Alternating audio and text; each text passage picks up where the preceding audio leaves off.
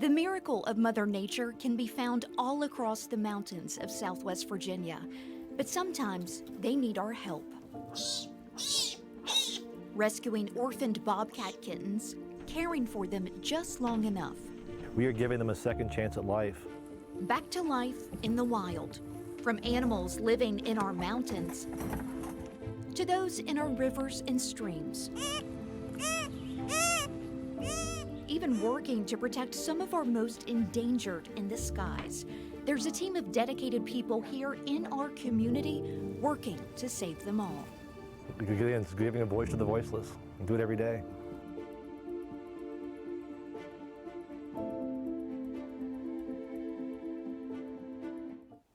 Thanks so much for joining us for this 10 News special, Vanishing Voices, the fight to save Virginia's wildlife. I'm Rachel Lucas. The miracle of Mother Nature is everywhere in the mountains of Southwest Virginia, from the highest peaks and most remote wild places to some of the most biologically diverse rivers in the Commonwealth.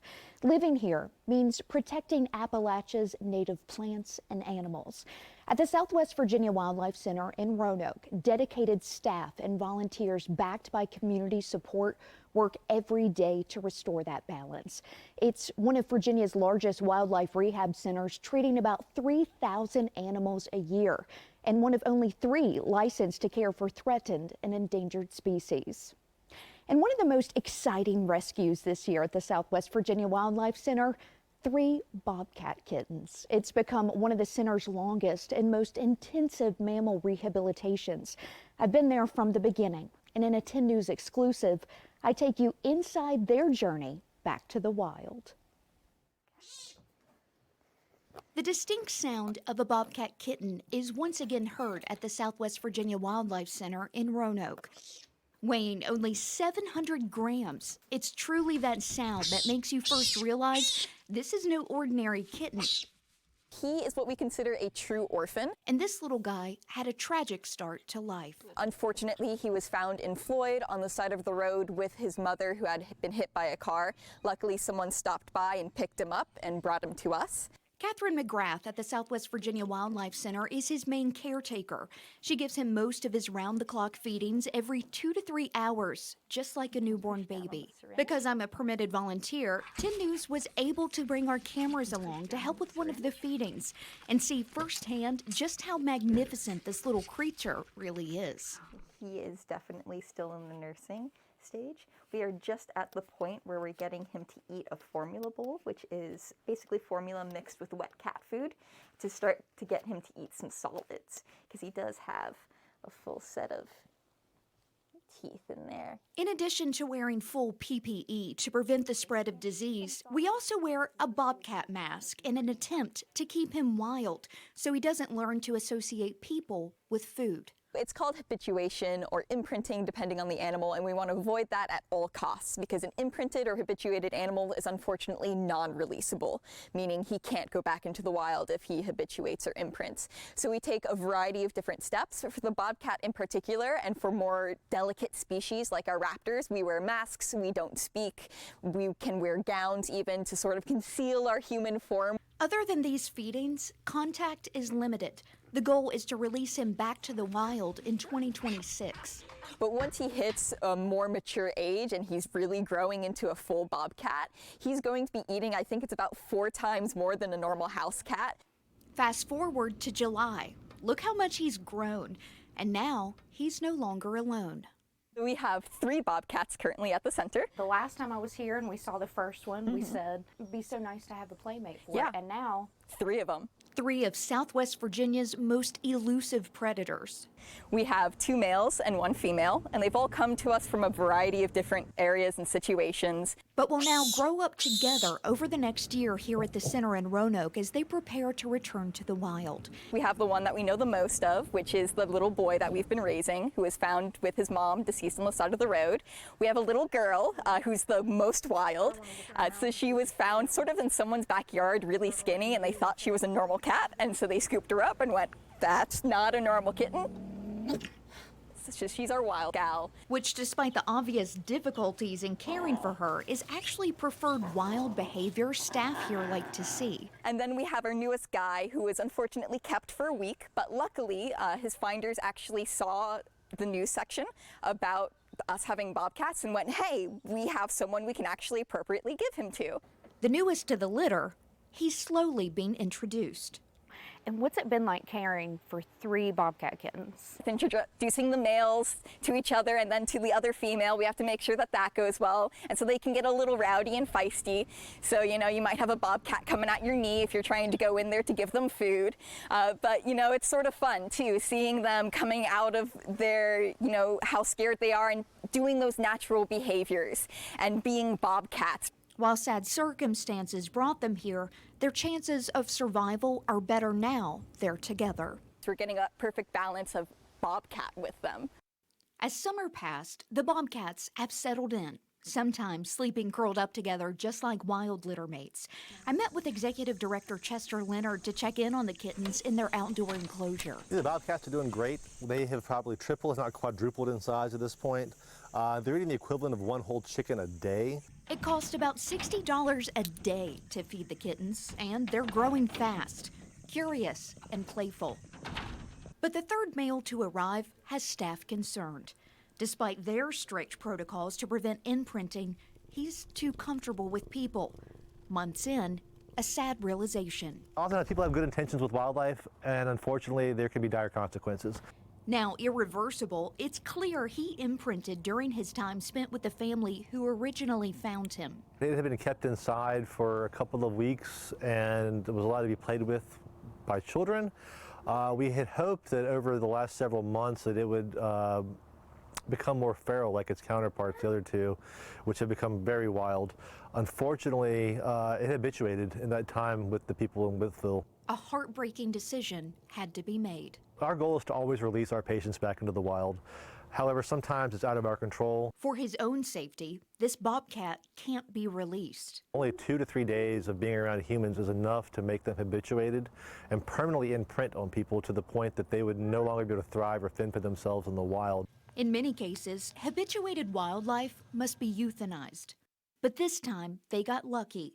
The Oklahoma City Zoo specializes in carnivores and already has bobcats in their care. He will now be going out there to spend the rest of his days and will teach hundreds of thousands of people about the importance of conservation and also not habituating wildlife while out there. While not what we hoped, it's the next best thing.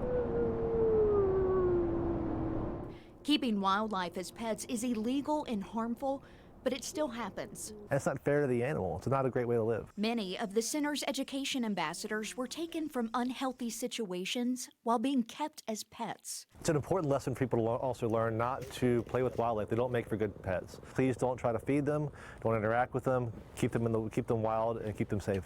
As for the other 2 bobcats, a second chance at life roaming Virginia's mountains is still on the horizon. We have zero worries about the other 2 bobcats. In fact, one is we referred to as being a little spicy, if you will.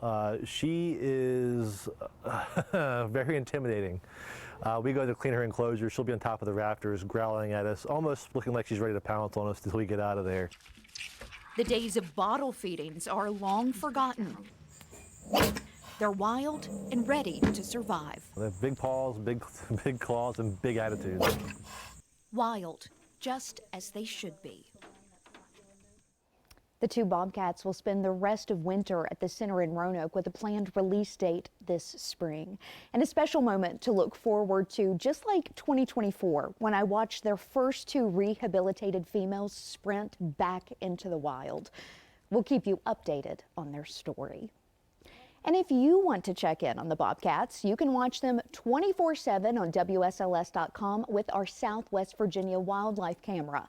WSLS 10 installed a discrete infrared camera in their enclosure, and they're most active around dawn and dusk. An incredible success story. The center made history and gained nationwide attention for an extremely rare feat in conservation this year. While caring for this threatened species, a female eastern box turtle suffering from a severe ear infection, she laid her eggs in captivity. The center was able to incubate and hatch the eggs, which is a rare feat in and of itself, but it got even better. One of the eggs contained twins. Now, twins in box turtles are extremely rare, occurring in only about 1% of eggs. The twins, as you can see, are much smaller than their siblings, weighing just 3 grams each when they hatched.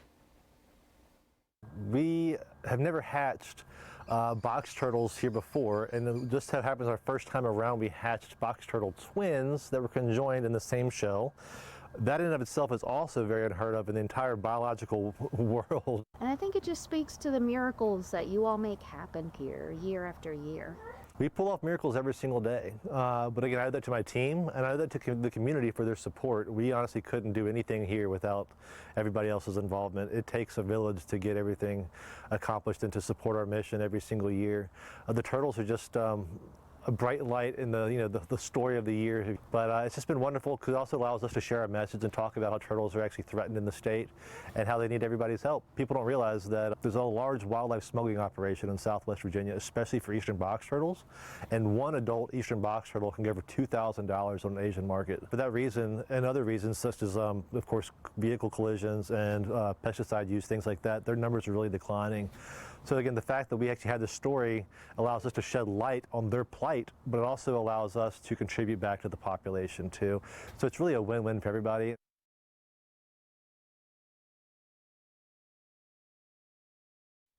When a passerby heard the cries of a beaver kit all alone on the water, they knew something was wrong. That split-second decision to step in likely saved its life. It's now one of 3 at the Wildlife Center that received around-the-clock care, much like a human baby. That's the adorable sound of a week-old beaver kit. Center President Sabrina Garvin says she received a call from the pair that found it in the Sandy River Reservoir. They were canoeing and they saw this little beaver and it started swimming toward them in their canoe, and they put their hand out and the beaver grabbed on and they had it and they thought, well, it's a wild animal, I need to put it back. It started throwing one of its little tantrums and refused. Being so young and nowhere near a den is a telltale sign it needed rescue. They usually have pneumonia, which proved to be correct. And so that's the story. 2 wonderful people cut short their canoeing trip to bring us this baby beaver. After it finished a swim in its pool, I got to see firsthand just how tiny it is. Much like a newborn baby, it needs to be burped after meals and sleeps a lot. At this age, it will receive 7 feedings a day and a lot of TLC. Garvin says beavers have a special bond with their family, so this one will require a lot of socialization. So it's important that once we get this one a little bit older, we introduce it to our other beaver. Weeks later, the center received another kit, bringing the center's total up to 3. Then began the process of learning to cohabitate. So we actually have a third beaver. It's a little older than the 2 younger ones right now, and we're currently working on getting them to cohabitate. The older one is not the fondest of the little ones, as you can imagine with the younger siblings. Sometimes they're a little annoying, right? But we're working getting them all together in the same enclosure, but they're all doing wonderful. All 3 are healthy and doing well. The rehabilitation process for the kits is around 2 years. The planned release date is spring 2027.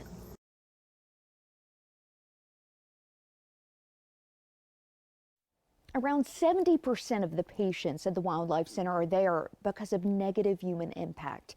Lead poisoning is a growing threat up the food chain. Lead bullets or fishing tackle left behind in discarded animal carcasses can be deadly to any scavenger that feeds on them.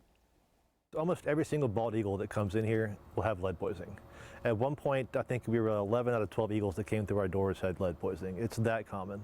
We especially see an uptick in lead toxicosis this time of year as hunting is increasing.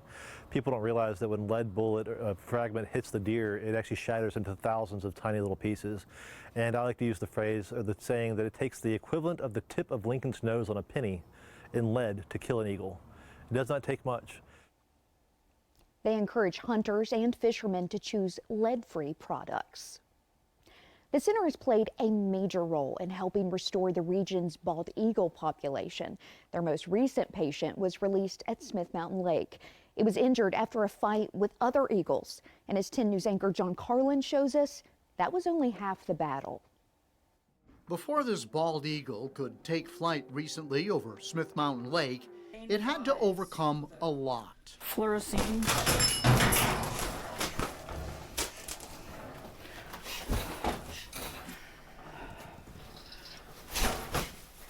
Rehab began with a wildlife veterinarian. Well, I don't see any blood coming from his trachea or from his esophagus or anything like that. The eagle came from Rocky Mount after it lost a fight with two other eagles.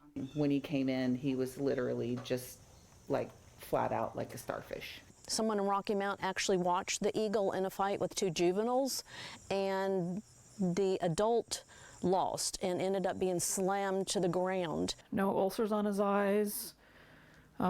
Generally, he's in pretty good shape. The Southwest Virginia Wildlife Center receives about 5 injured eagles every year.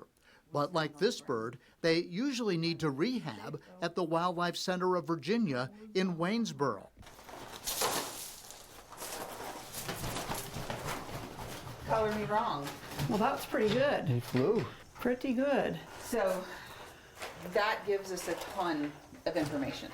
Though the eagle flew a short distance in this pen in Roanoke, the pen is not big enough to complete the rehabilitation. A proposed large bird flight aviary at the Southwest Virginia Wildlife Center in Roanoke is entangled in the latest legal battle with one of its neighbors, who says, "Not in my backyard," a fight that's been in the courts for more than 7 years. We don't have a 100-foot flight cage, which we have architect plans to build, but due to the lawsuits, we cannot build our flight pen. After several weeks in rehab, biologists returned the eagle to Roanoke, where a crew then released him healthy at Smith Mountain Lake.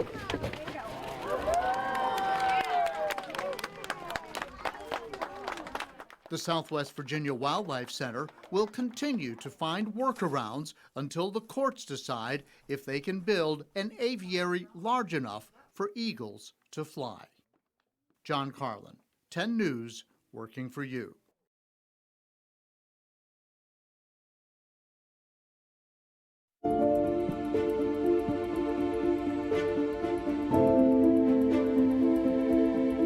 You're giving them a second chance at life. And so it's vital that we're here for them, and also it's vital that the community's here for us. The work being done here is changing the future of wildlife in Virginia. One rescued animal at a time, one release back to the wild, a quiet fight to keep our mountains, rivers, and skies alive. And you can help.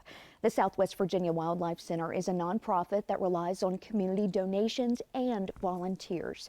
We have more on how you can help their mission at WSLS.com. It's up to us to tell their stories and keep their voices from vanishing. Together, we can save Virginia's wildlife.